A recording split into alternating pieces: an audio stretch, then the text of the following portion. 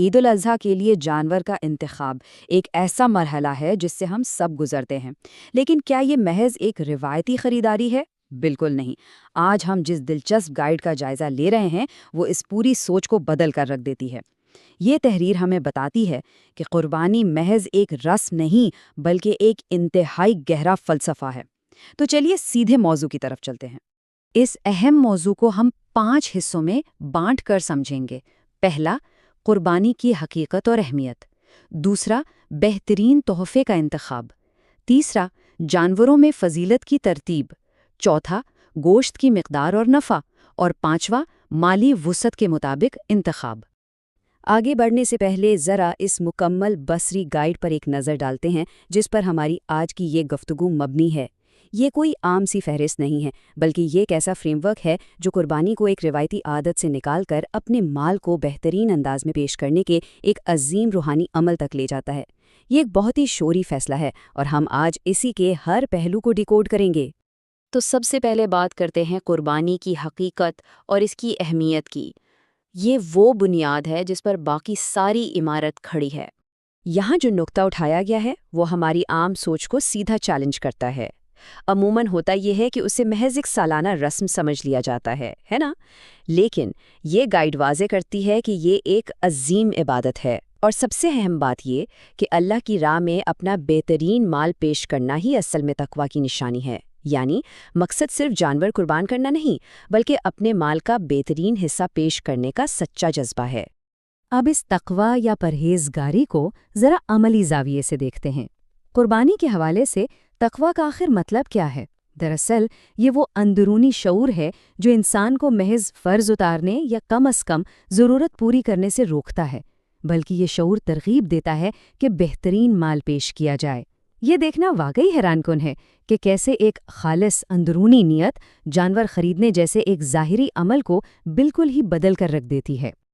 اب آتے ہیں دوسرے حصے کی طرف، یعنی بہترین تحفے کا انتخاب۔ تقویٰ کی بات تو ہو گئی، لیکن اسے عملی طور پر جانچنے کا طریقہ کیا ہے؟ اس گائیڈ نے اس کا جو حل بتایا ہے وہ کمال کا ہے۔ ایک لمحے کے لیے سوچئے، کیا جو جانور خریدا جا رہا ہے وہ کسی انتہائی معزز انسان کو بطور تحفہ دینے کے لائق ہے؟ اگر کسی خاص جانور کو کسی دنیاوی معزز شخص کے سامنے پیش کرنے میں ہچکچاہٹ یا شرمندگی محسوس ہو تو پھر اسے رب العالمین کی بارگاہ میں پیش کرنے کا تو سوال ہی پیدا نہیں ہوتا۔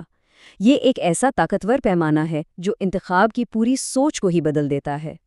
تو اب سوال یہ پیدا ہوتا ہے کہ اگر بہترین تحفہ ہی دینا ہے تو جانوروں کی مختلف اقسام میں فضیلت و ثواب کی کیا ترتیب ہے؟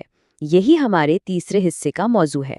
اس ترتیب کو اگر دیکھا جائے تو ایک بہت ہی دلچسپ بات سامنے آتی ہے۔ ماخذ نے جانور کی جسمانی جسامت اور اس کی مالی قیمت کا سیدھا تعلق اس کے اجر اور ثواب سے جوڑا ہے۔ اونٹ کو فضیلت کے اعتبار سے سب سے اونچے درجے پر رکھا گیا ہے، اس کے بعد گائے اور پھر بکری یا بھیڑ کا نمبر آتا ہے۔ یعنی جسامت اور قیمت جتنی زیادہ، ثواب کا درجہ بھی اتنا ہی بلند۔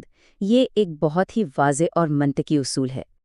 اب چوتھے حصے پر نظر ڈالتے ہیں، جو ہے گوشت کی مقدار اور نفع، کیونکہ یہ یاد رکھنا ضروری ہے کہ قربانی کا معیار صرف جانور کی قیمت یا اس کی جسامت تک محدود نہیں ہے۔ اس انتخاب کا ایک بہت گہرا سماجی پہلو بھی ہے۔ گائیڈ میں ایک زبردست سماجی مساوات پیش کی گئی ہے۔ جس جانور سے گوشت کی مقدار زیادہ حاصل ہوتی ہے، اس کا سیدھا سا مطلب ہے کہ غریبوں اور مستحقین تک اس کا فائدہ اتنا ہی زیادہ پہنچتا ہے۔ یہ واقعی کمال کی بات ہے کہ خالص روحانی عمل کتنے خوبصورت انداز میں ایک زبردست معاشی اور سماجی فلاح کا ذریعہ بن جاتا ہے۔ جتنا زیادہ گوشت اتنا ہی وسیع نفع۔ اور اب ہم اپنے 5ویں اور آخری حصے پر آتے ہیں، یعنی مالی وسعت کے مطابق انتخاب۔ یہ وہ مقام ہے جہاں یہ سارے بڑے بڑے مذہبی اصول ہماری ذاتی زندگی اور جیب سے آ کر جڑتے ہیں۔ تو حتمی فیصلہ کن عنصر کیا ہے؟ مالی استطاعت۔ اصول بہت سادہ اور دو ٹوک ہے۔ دستیاب وسائل کے اندر رہتے ہوئے جو سب سے قیمتی اور عمدہ جانور خریدا جا سکتا ہے، اسی میں سب سے زیادہ اجر کی امید ہے۔ یہ انسان کی مالی وسعت اور اس کی سچی نیت کے درمیان ایک شاندار توازن ہے۔ ایک طرف جیب کی اجازت ہے اور دوسری طرف بہترین پیش کرنے کی لگن۔ تو جیسے جیسے قربانی کا وقت قریب آ رہا ہے، ایک بہت ہی بنیادی سوال ہے جو ہم سب کو اپنے آپ سے پوچھنا چاہیے۔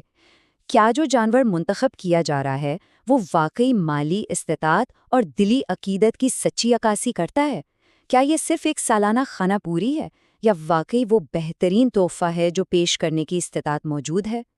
اس گائیڈ کا اصل نچوڑ یہی ہے، ایک ایسا سوال جو دیر تک اپنا محاسبہ کرنے پر مجبور کرتا ہے۔